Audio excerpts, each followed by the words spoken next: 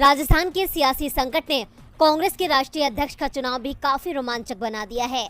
अब तक राजस्थान के सीएम अशोक गहलोत को अध्यक्ष पद का मजबूत दावेदार माना जा रहा था, लेकिन राजस्थान में मचे सियासी बवाल ने गहलोत को बैकफुट पर धकेल दिया है और जो खबरें सामने आ रही हैं उसके मुताबिक गहलोत का नाम अध्यक्ष पद की दौड़ से लगभग बाहर हो चुका है। कांग्रेस अध्यक्ष पद के लिए दूसरे विकल्प की तलाश में जुट गई है। जानकारी के अनुसार अध्यक्ष पद की रेस में मल्लिकार्जुन खड़गे और दिग्विजय सिंह के नाम पर पार्टी विचार कर रही है, तो वहीं कांग्रेस नेता पवन बंसल के भी अध्यक्ष पद के लिए चुनाव लड़ने के संकेत मिल रहे हैं। इस बीच आज कांग्रेस के निर्वाचन अधिकारी मधुसूदन मिस्त्री ने कांग्रेस की कार्यकारी अध्यक्ष सोनिया गांधी से 10 जनपद पर मुलाकात की। सोनिया के साथ बैठक के बाद मधुसूदन मिस्त्री ने कहा कि गहलोत नामांकन भरेंगे या नहीं उन्हें इस बारे में कोई जानकारी नहीं है, लेकिन शशि थरूर 30 सितंबर को नामांकन भर रहे हैं। उन्हें सुबह 11 बजे का समय दिया गया है। कांग्रेस अध्यक्ष पद के चुनाव में सबसे ज्यादा हैरान करने वाला नाम पवन बंसल का है, जिन्होंने आज दिल्ली में अध्यक्ष पद के लिए नामांकन फॉर्म लिया है। इससे साफ है कि पवन बंसल भी अध्यक्ष पद का चुनाव लड़ रहे हैं। कांग्रेस के अंदर खाने से जो खबरें आ रही हैं, उनके मुताबिक मल्लिकार्जुन खड़गे का नाम अध्यक्ष पद की रेस में सबसे आगे चल रहा है। इसकी बड़ी वजह है कि वो गांधी परिवार के प्रति वफादार हैं और पार्टी में नेता उनका सम्मान भी करते हैं। खड़गे को राहुल गांधी का भी समर्थन हासिल है। वैसे अध्यक्ष पद के लिए केसी वेणुगोपाल का नाम भी सामने आ रहा है।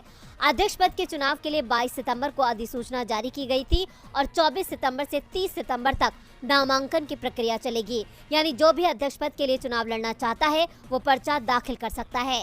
पार्टी के वरिष्ठ नेता मधुसूदन मिस्त्री की अध्यक्षता वाला केंद्रीय चुनाव प्राधिकरण इस मतदान की देखरेख कर रहा है। नामांकन वापस लेने की आखिरी तारीख 8 अक्टूबर रखी गई है। वोटिंग 17 अक्टूबर को होगी, जबकि चुनाव परिणाम 19 अक्टूबर को घोषित किए जाएंगे। वोटिंग तभी होगी जब 2 उम्मीदवार चुनाव मैदान में होंगे। अगर एक प्रत्याशी खड़ा होता है तो उसे निर्विरोध चुन लिया जाएगा।